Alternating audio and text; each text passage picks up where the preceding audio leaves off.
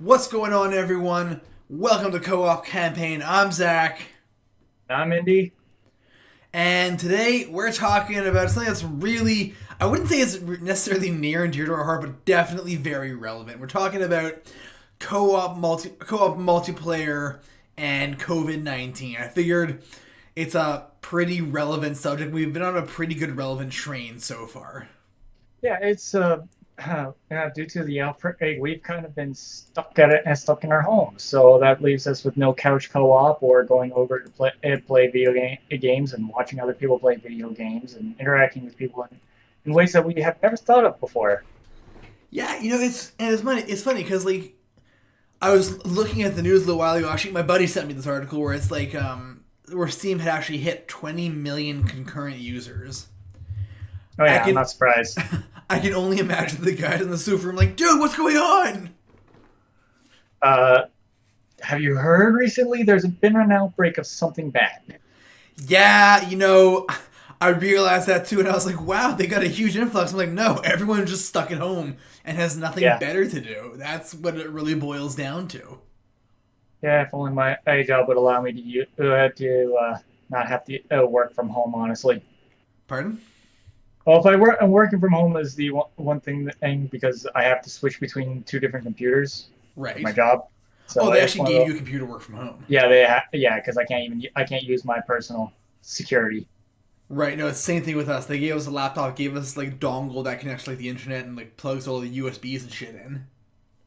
Yeah, they're just like we're forcing you to work from home. So here's a couple of monitors, here's mouse, keyboard. Like they gave us the full. Like they literally just like here's your desk. Right. Did they?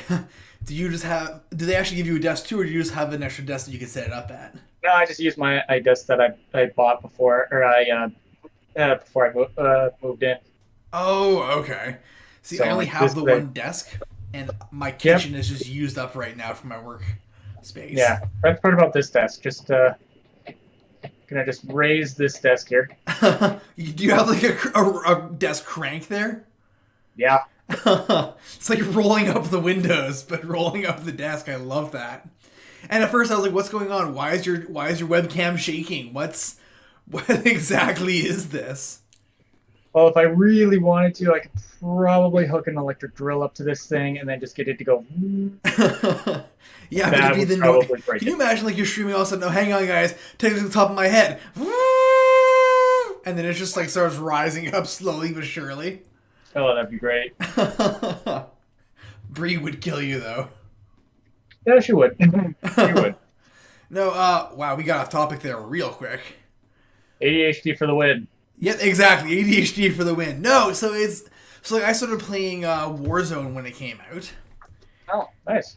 Yeah, and they've had like a billion different game modes in the last like 2 months. Like they're just trying out and seeing what's working.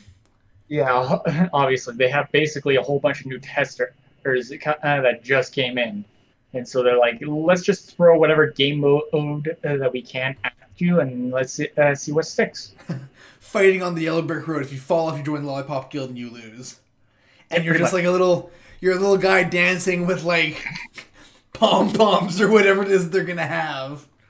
I remember a whole whack of things like uh, what I love is the Halo Master Chief Collection is coming out on PC bit by bit. Right now, Yeah. they just released Halo 2, but they also have, I'm not sure when, but eventually there's going to be a Forge mode, probably when they finally release Halo 3. Just because of what I love about Forge mode is that you can make your own game types.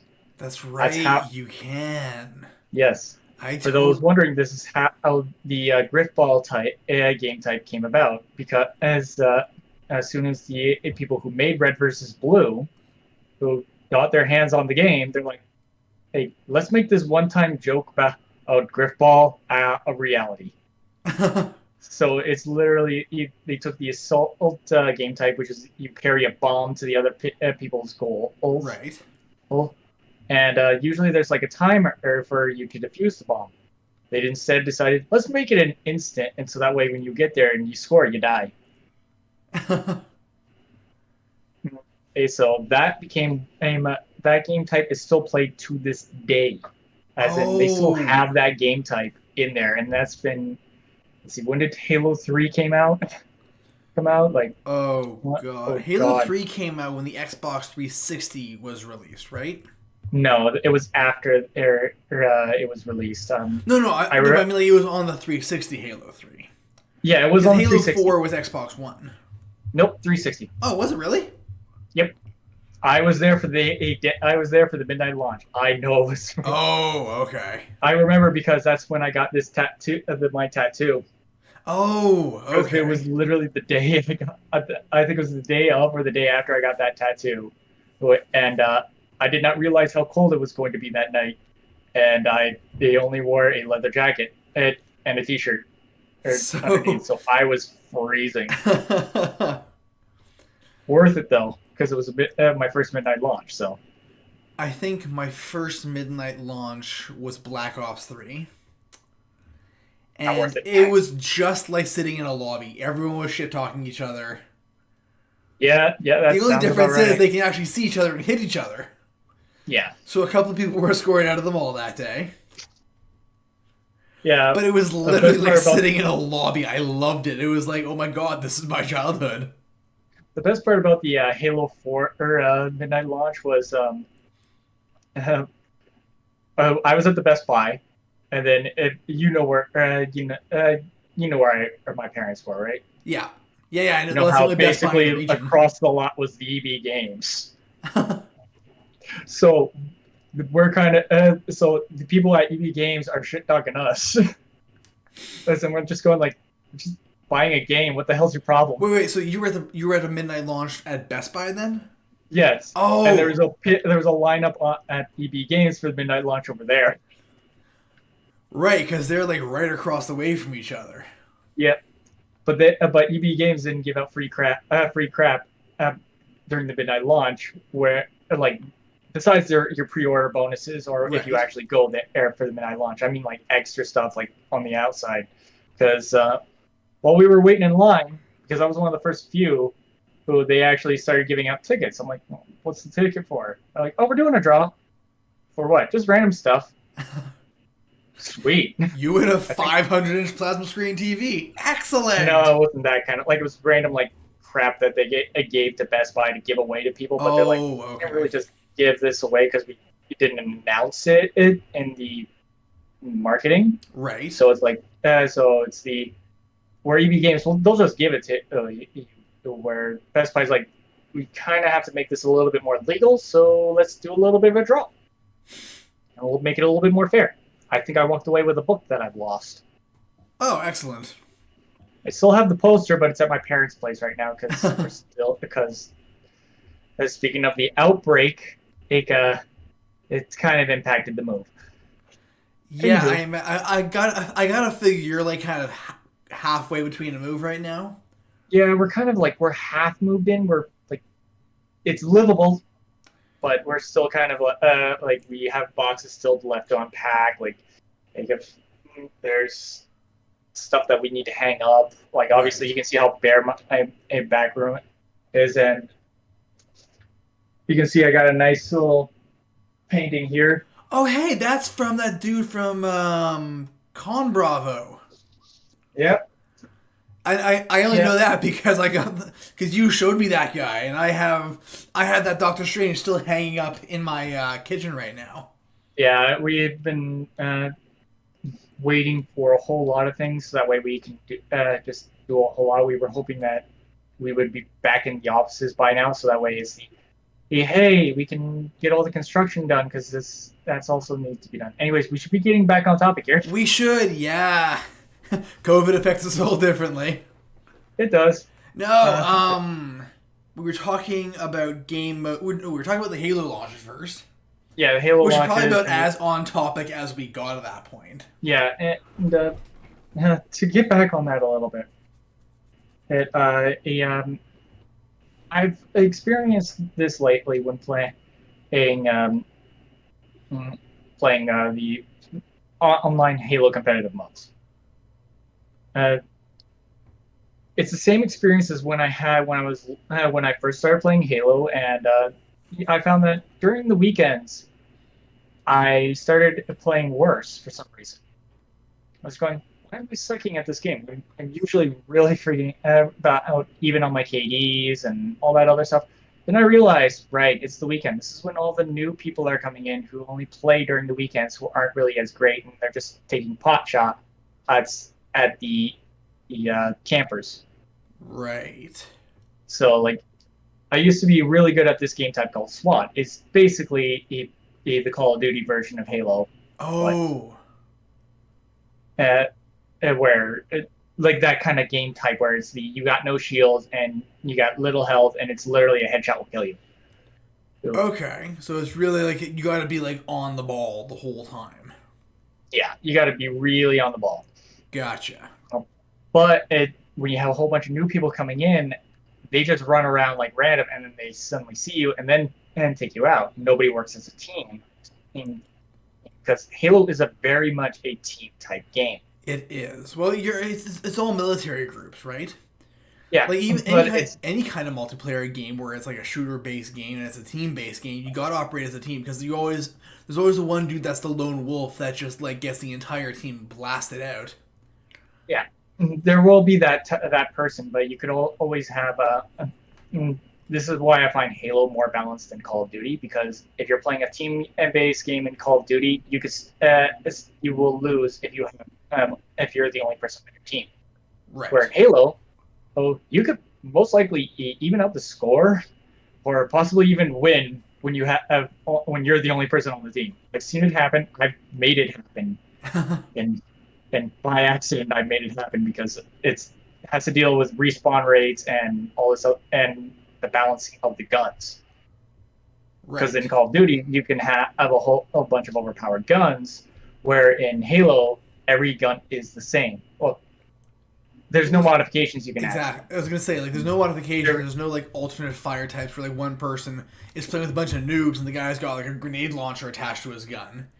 yeah, like there is the noob combo in Halo where you take the plasma pistol and any gun that has a that can zoom in, basically get a nice like a precision weapon like the pistol or the DMR or battle rifle or what have you. Right. So you hit them with a fully charged plasma pistol shot. It drains all their shields. One shot to the head, they're done. It's called the noob combo for a reason. Because it's basically what you do with the plasma pistol. Yeah, that's pretty much it. But what I've been finding is that when I used to play back in the weekends, I'm like, why is this so bad? Ed, why is this gaming so bad? And because of all the new players. And recently, because of all the people coming in from the COVID-19 outbreak, they have nothing to do but play video games, Right. So now the guys that including were weekend warriors are just full time now because hey, I got no work and I yeah. got That money doesn't mean coming they're in any from the better. government.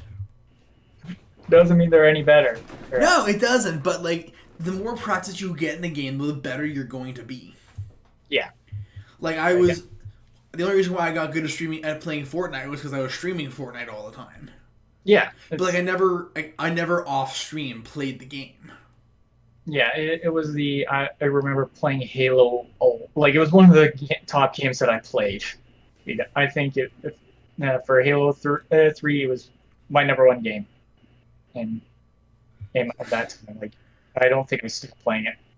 I remember my best friend and I growing up. We would spend like every weekend together just playing all the Halo games. Oh yeah, Because like the but Halo games, when the Xbox 360 came out, and we were talking last week about compatibility.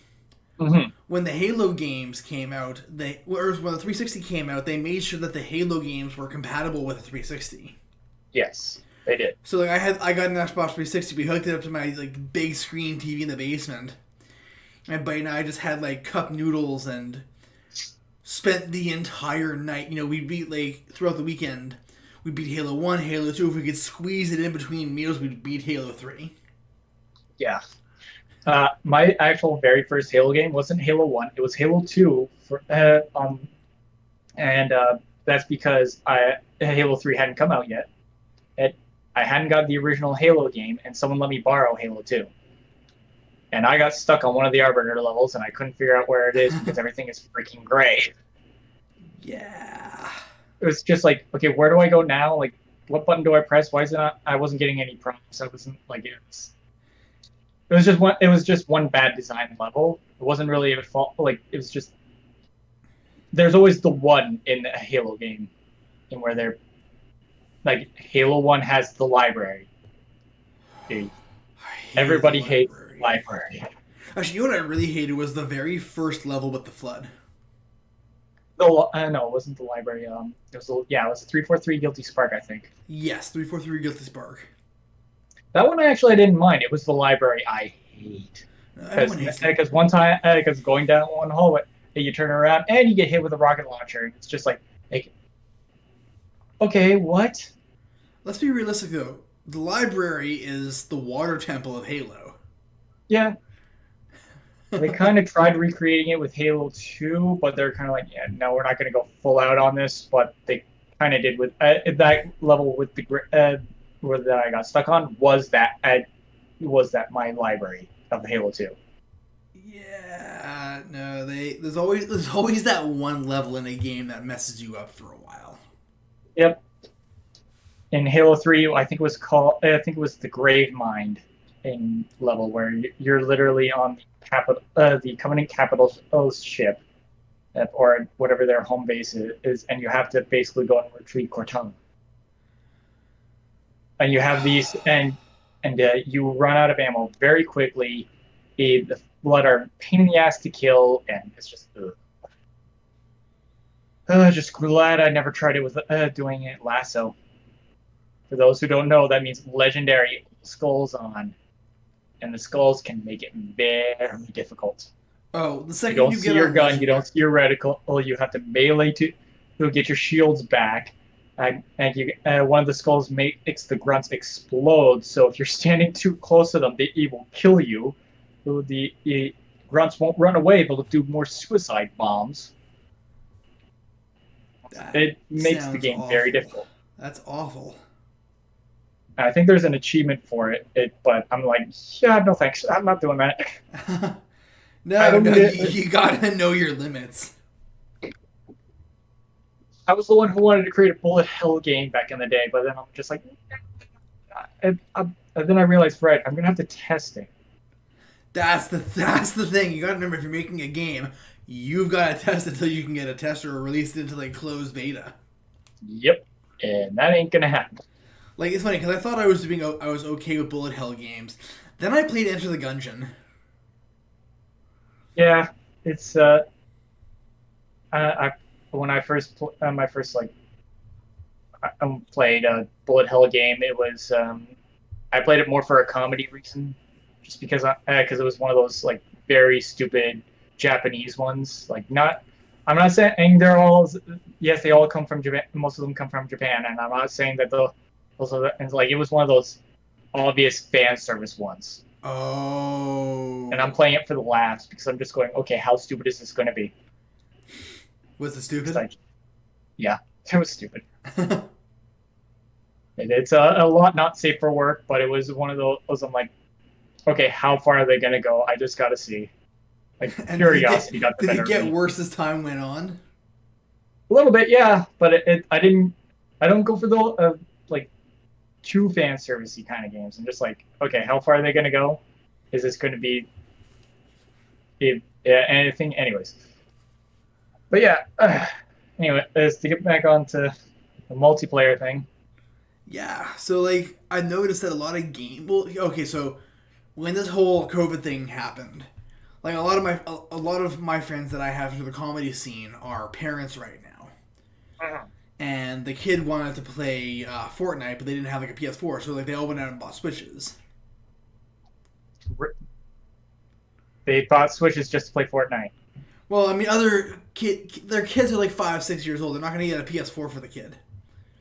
Fair enough. At least with the Switch, there's more options. But like, I'm seeing all these kids playing. They're like making videos of the kids playing Fortnite, and they're playing with other players.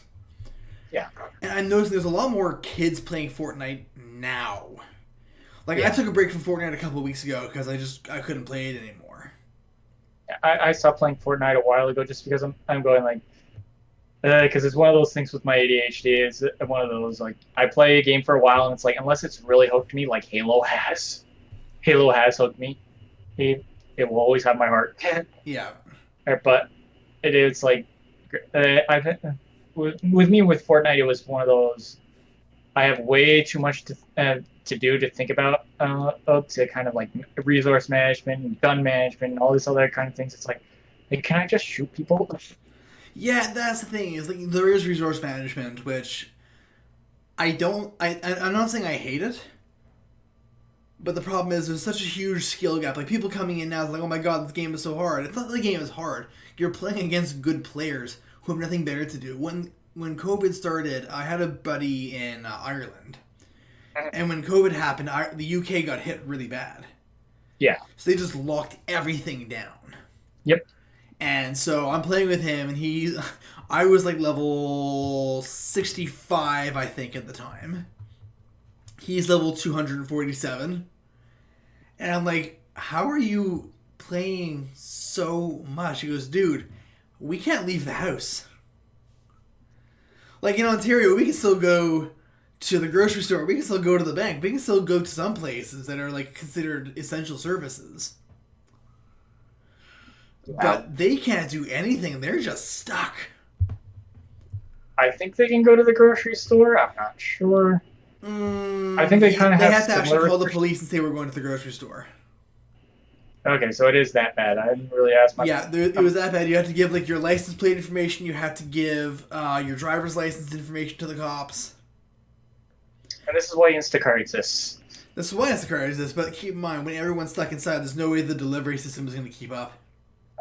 That's fair. I'm just saying. And you schedule it. That's why you schedule things. Yeah, no, but like these guys are getting so good. That's the thing is that I don't have the time to get that good at a game. Yeah, because we don't. Because even still, we have to work. That's it. We have to work. Like you and I are both considered essential services. Kind of, yeah. I wouldn't call myself an essential what I do is essential, well, but it is a service that I have to provide. Well, okay, it's not essential, but it's necessary. Yeah. Like me, my company works with power supplies and like power generation and stuff. When our government came out with the list of essential services, we hit it like 5 times over. Yeah. And then when they reduced it, we still hit like 2 of them. Yeah, I work for a chat support chat support. That's as much as I really can say about my job. Yeah. Legally speaking. No, I get that. No, it's like I can only say so much too. Like I had one of my I work as a software tester and I get stuck sometimes. Yeah. My buddy who's been programming since he was like 10 years old is like, dude, let me help. I'm like, I'm in a confidentiality agreement, man. I can't tell you anything that will help you out. I can ask you a generalized programming question if I'm stuck, but I can't say, hey, I'm stuck testing out this section. If I send you the code, can you help me out? Yeah, that's a breach of that's a very much yeah. That's a breach of NDAs are great, aren't they? NDAs are great, aren't they? They are, but they're necessary. I get it. Like especially depending on what your job does. Yeah. Or who your customer is, as the situation may be. Yeah. Yeah. And yeah. This Discord group that I've actually been a part of for a couple of years now, we just recently started up a Minecraft server. Right. During this outbreak, we just kind of went like, everybody's home. Everybody's been requesting this to go up, so we're just like, sure, here, Minecraft server. And you should see a lot of the stuff on there, but so there's like right now the person who owns the server has a moat out of lava, and she burned down her house because she decided to put a moat of lava around a tree house. That's so smart, and I can't sound any more sarcastic right now. No, it was expected with her. It's this is the same person that they're like, hey, let's give her something that'll explode everything. And I'm like, everybody else on the server is like, no. You should make a mode of TNT. Oh God, no! I want to keep my house. Thank you very much. Creeper guts. There you go. Yeah. Yeah, my buddy actually made a Minecraft server too, and I'm playing, and you can't hear a creeper. But, like, you know Yeah, when you you're can. playing and you, like, feel something behind you? Well, you can hear a creeper. You hear the hiss, and then you hear the explosion. Yeah, no. I heard, like, I You hear that? heard the hiss, and I booked it. I just, no! Yeah, I've done that. It's like, oh crap, and I'm dead. Oh, no. I just narrowly dodged the explosion. But you know, like, you know in, like, the movies or the cartoons when, like, an explosion happens and there's a dude, like, right outside the radius? And he turns around and, like, the ground is just decimated around him? That's exactly what I was looking at. I was like, Yep, that huh, that looks familiar. They creeper have did. such a big explosion radius, though. I hate it so much. It's not that big. No, It's like but, four like, blocks it. wide. Pardon? It's about 4 blocks wide. So, Yeah, but when you, like, just make it out and you're like, what the hell was that? well, there's only one enemy that explodes on contact. So, Yeah. but yeah, we've been kind of just working our way through that, making our own homes in each of these things. And the one guy who's been playing for years is like, "Oh, here I built this monster spawner, and all it is just literally spawning a f ton of zombies, and then going from zombies to and kill. He just like kills them.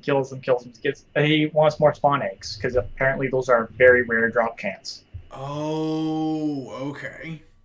Yeah, so that way he can give to other people, so that way we can create our own spawner, so we can and get all the XP that we need. So basically just massive power leveling as much as you need. Yep. Okay. So yeah, because every now and then I'm just like I'm just hearing the end go off, the end dragon, and basically all the big mob bosses that you can beat. Randomly, I'm just going, what the? Okay, that's another person killing a wither. Can you imagine like an ender dragon spawn that just keeps spawning ender dragons? Yeah, that would not. I don't think there's a spawn egg for the ender dragon for a reason. Okay, good, because that would be awful. Alright, guys, ready for the final fight? No!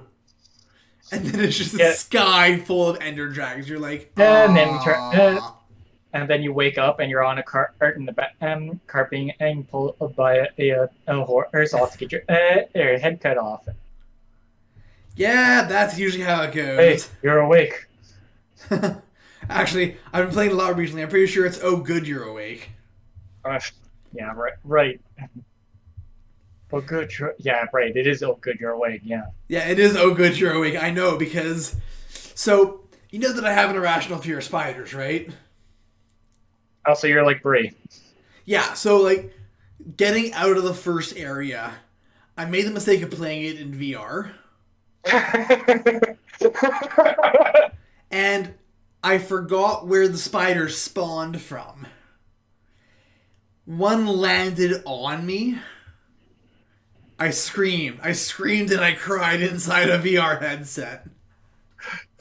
My aunt came upstairs like, oh my god, what's going on? And it's just me like screaming and like flailing my arms trying to hit these things. I'm sorry, I'm laughing, but I was just... No, dude, when it was done, and I was like, okay.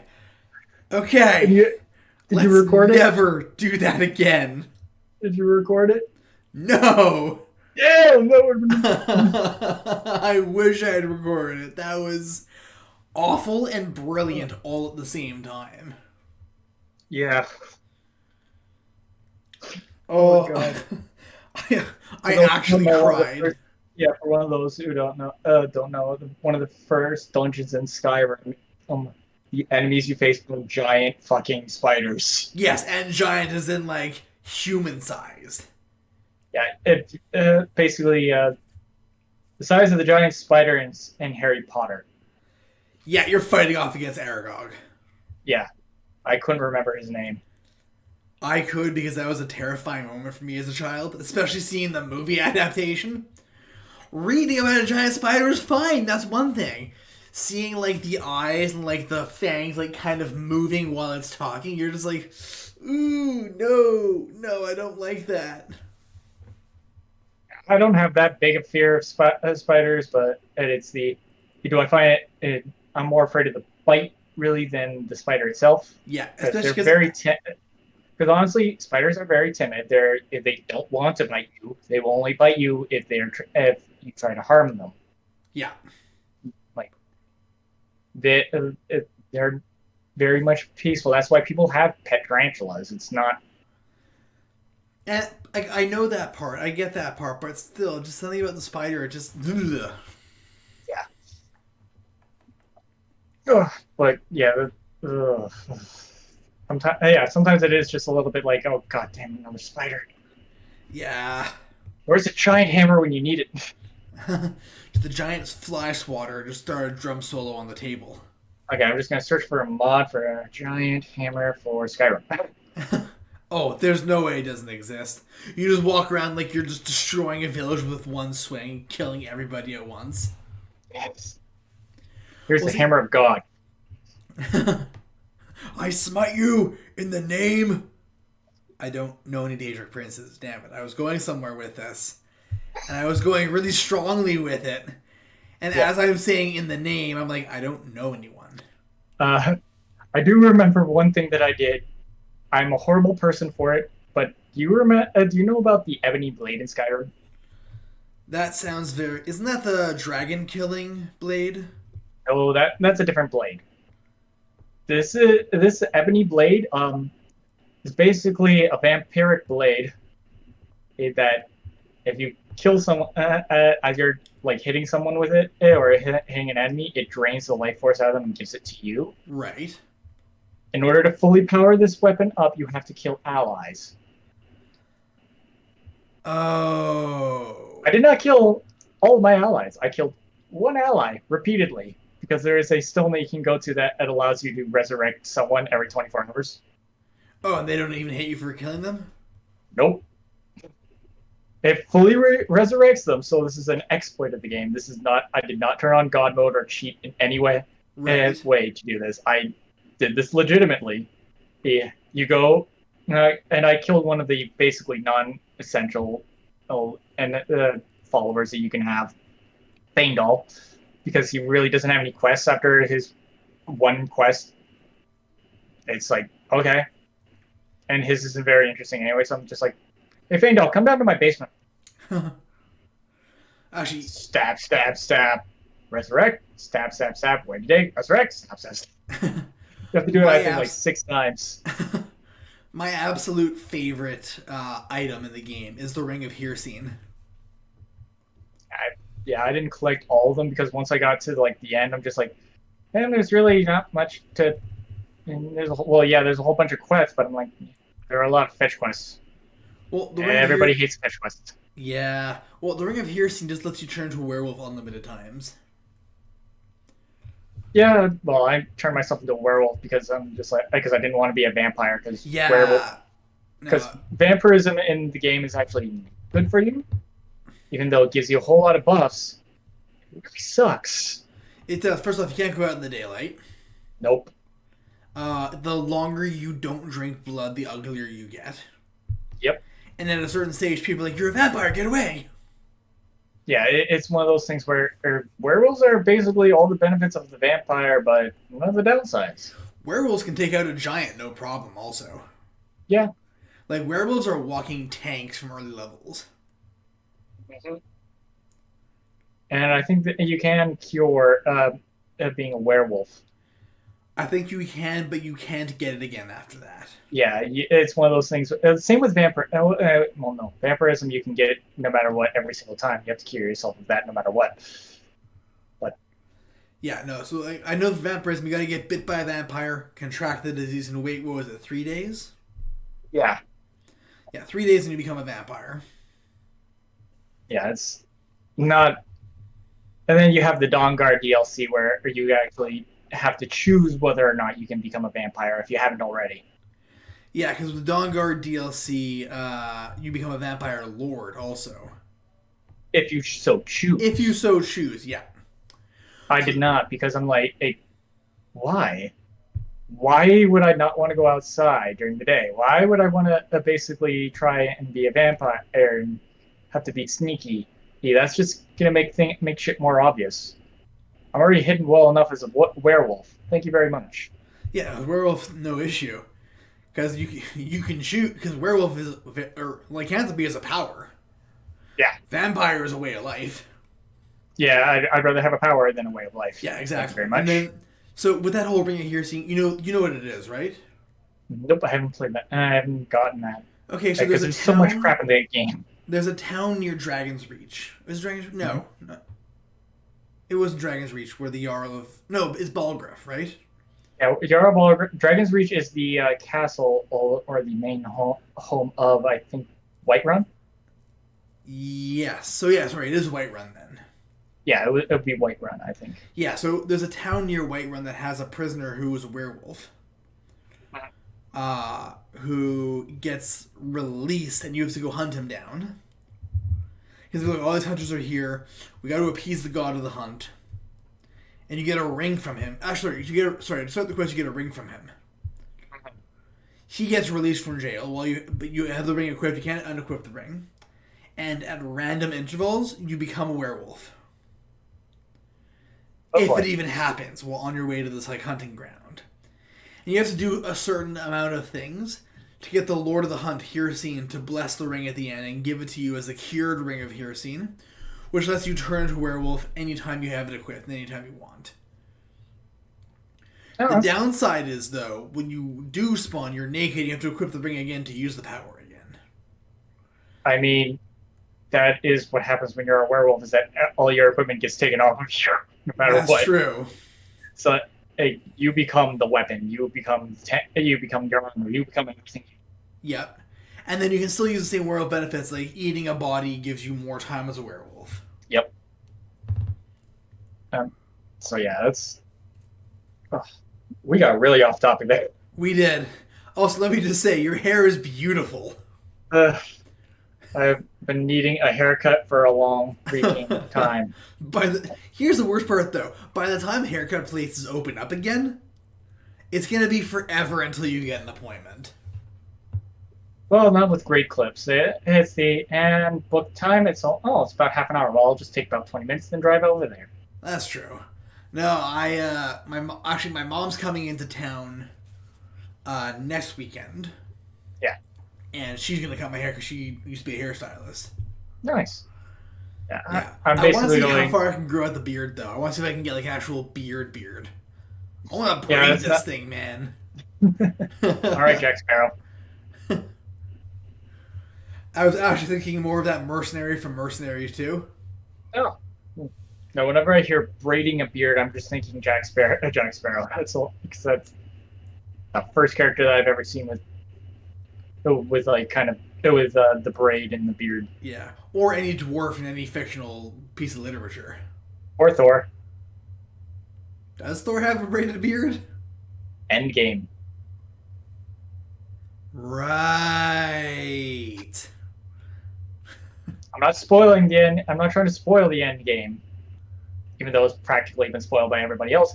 But yes, that Thor does exist. Well, it's funny because the trailers too. All the actors did like a whole 3-minute video of don't spoil the movie.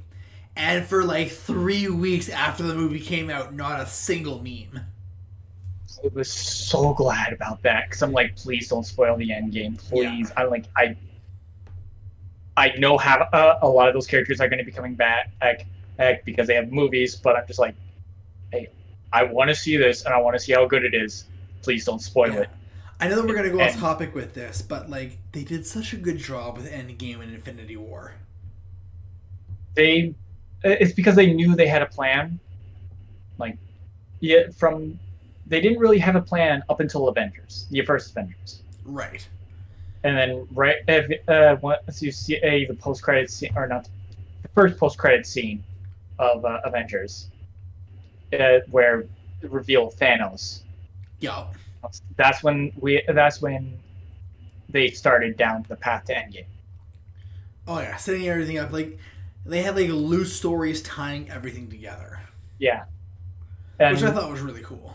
yeah, there's a whole different topic we can go about with the DCEU and all this other stuff. But we're not a comic or movie podcast.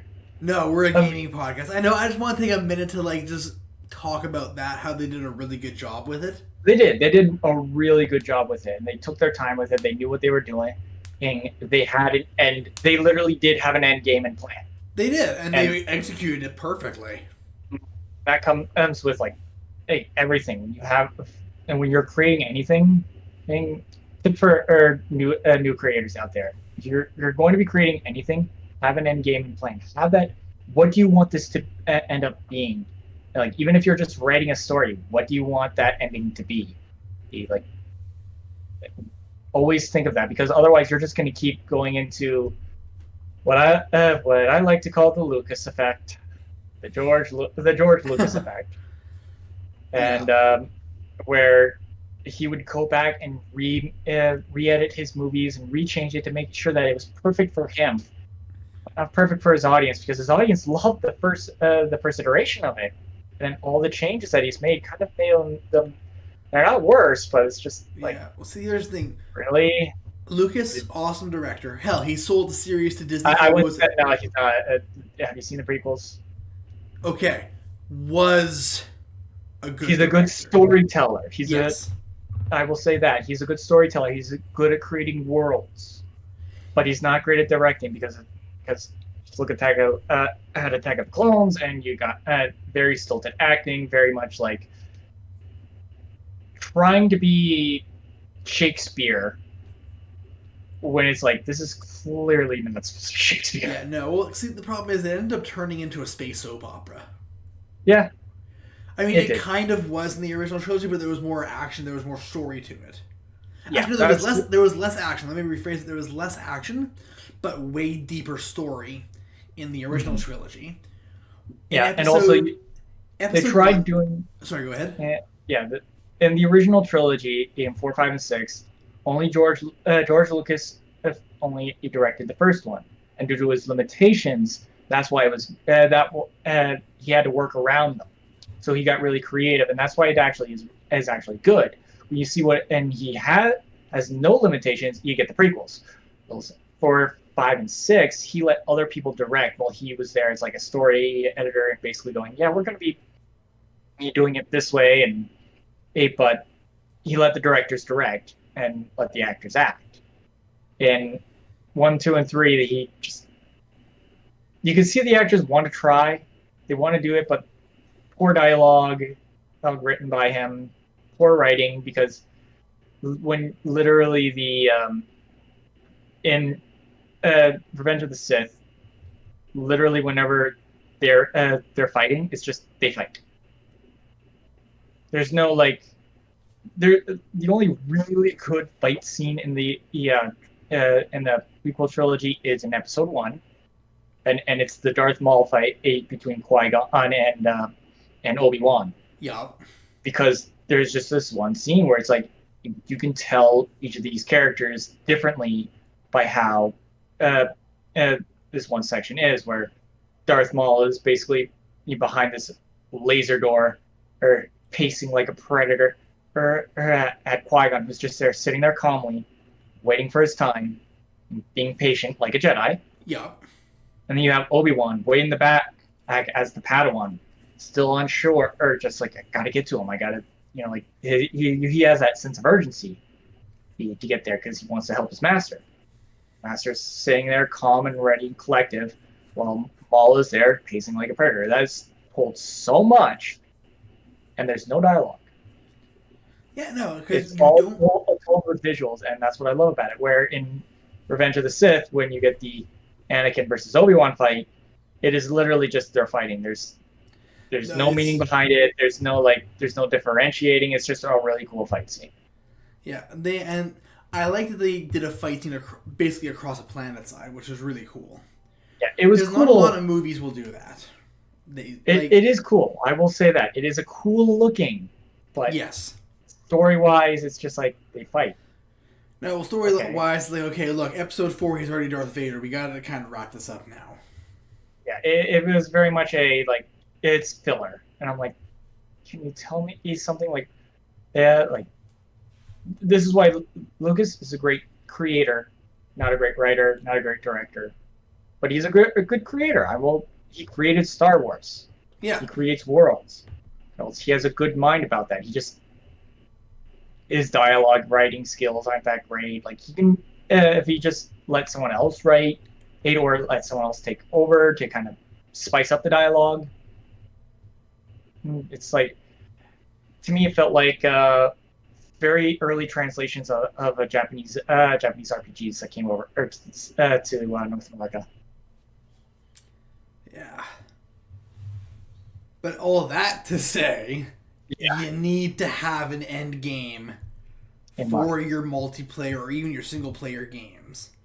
Mm-hmm. Like something like, just so that we're now on topic, Fortnite has no end game. Yeah, it has no way to like. You can't beat What's it. the point? Yeah, what's the end of this? What am I going to win? Yay, I got last to live. Okay, what else? They have a PvE mode, but you have to pay for it. Yup. It I haven't played it because you have to pay for it, and I'm like, hey, that's great, I but actually, you're number one. I did But pay for it. oh, I'm not It's saying it's not that great. No, it really isn't. It's, you can craft weapons by finding different materials in the environment during your missions.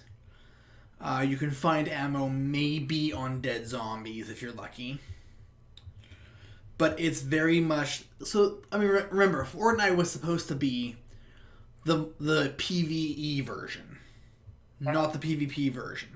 They did PvP to showcase the power of Unreal Engine 4. Yeah, And then it just took off because major streamers were playing it and streaming it, and more people wanted to play and do better and get better and play more with their friends and do all this shit. you can tell where they put more of their money in, just Yeah. because it's like it's that there is an end game for even for Halo, like even in the multiplayer. What's the reason behind it? Well, it's because your training. That's your Halo training, people. Yeah. I think that is possibly even the canon version is that you are training as a Spartan. Yeah, well, if you read the books, that's exactly what it is, though. It is. Because, like, Spartans So, didn't just train in a facility, they trained in the environments, they trained everywhere, they trained as teams, they trained solo. yep, I've read I think The Flood, Fall of Reach, and the Call. I think it's called the Call Protocol. Like it's So, Fall of Reach was the original book that was leading up to the events of Halo. yes, Yeah, okay. it was the prequel to Halo. Yeah, because it was Master Chief becoming Master Chief. Yeah, John 117 becoming Master Chief. Yeah. And then the Flood was basically Halo 1 Yeah. and just retold, and it actually has some very gruesome details about how the Flood takes over your body. Oh. Like it actually describes like how they get into how they take over your entire nervous system, and how you're still conscious. Oh, that's terrifying. Yeah, you can still be conscious while they're taking over your body. It's terrifying. That's horrifying. Yeah, but it was a really good read.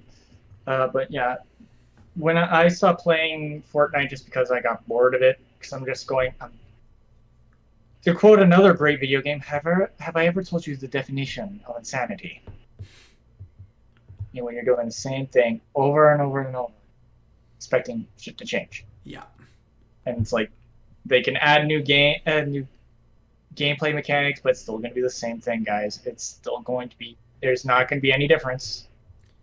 Its popularity comes from the fact that parents let their kids play it because even though it's violent, it's cartoony violent. Yeah, it's not cartoon blood and violence. guts violent. Yeah. That's I'm a kind of guy who does like to basically play a little bit more competitively, and it's the what am I good at? What is this game about? Well, this game's a first-person shooter. Well, it's about shooting things, not trying to collect other things or trying to get the king of the hill.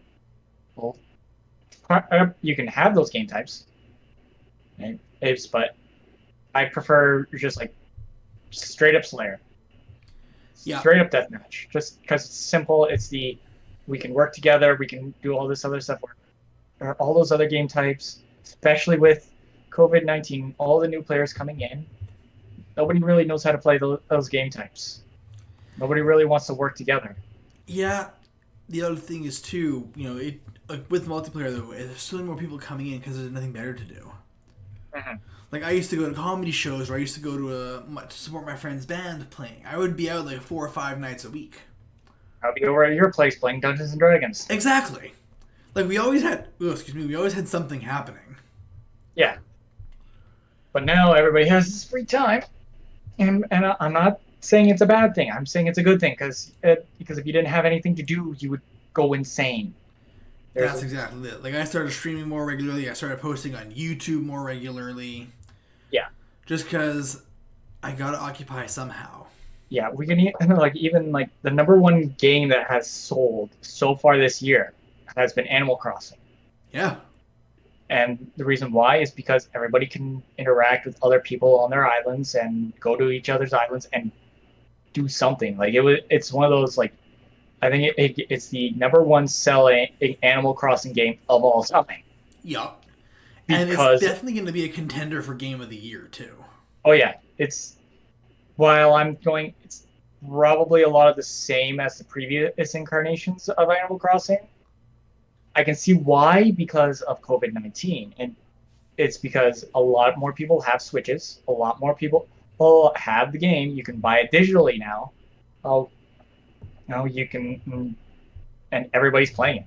Everybody is playing it. Everybody's playing it. It's, you know what? It came out at a really good time because they weren't planning for COVID-19 launch. No, they were not. The World Health Organization just 100% perfect timing. Yeah, the World Health Organization declared it a global pandemic 2 days before the launch. Yep. That's all Bree's been playing is just. Well, that's the nice thing with multiplayer games like that, because it is technically a multiplayer game. Mm-hmm. Is that there may not be really an end game in that game, but it's entertaining. There's so much content to do every single day that you're not worried about oh no, what am I gonna do when I'm out of stuff on the island? Well, there's always gonna be stuff for you to do on the island. You can terraform, you can hunt, you can trade, you can go to other people's islands and help them out. There is so much shit to do. Yeah. My only complaint is that is how they dealt with multiplayer. And I'm going to compare two different games here, Animal Crossing and Stardew Valley. Yep.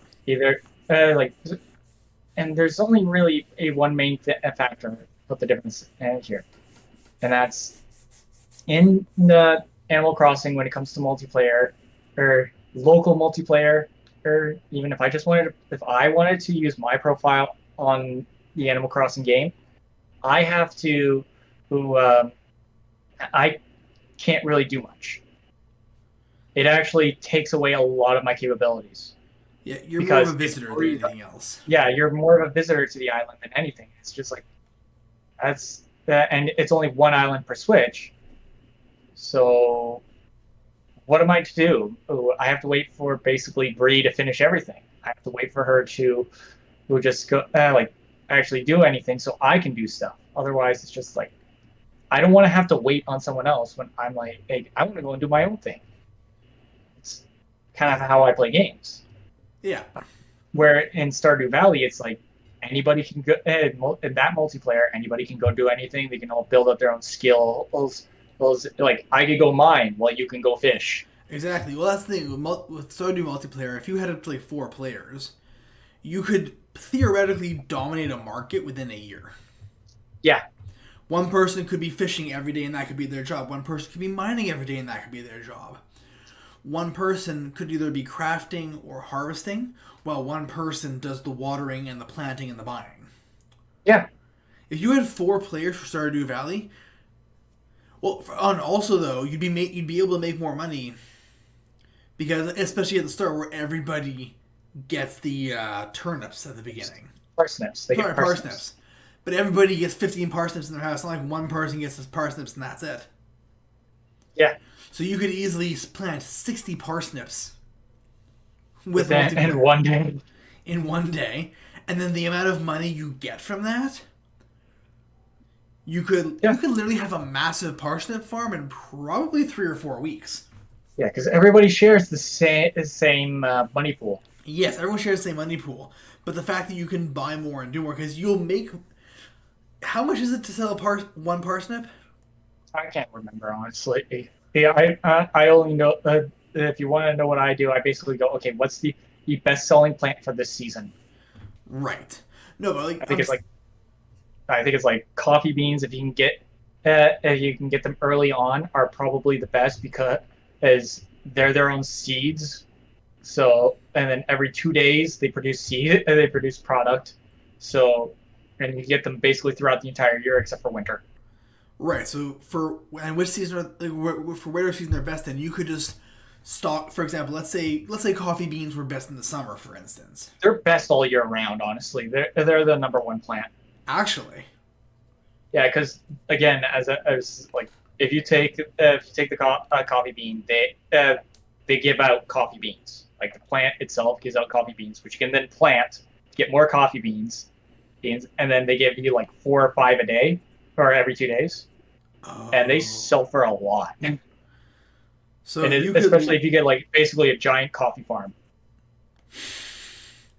sell to Jojo That's what Mart. I.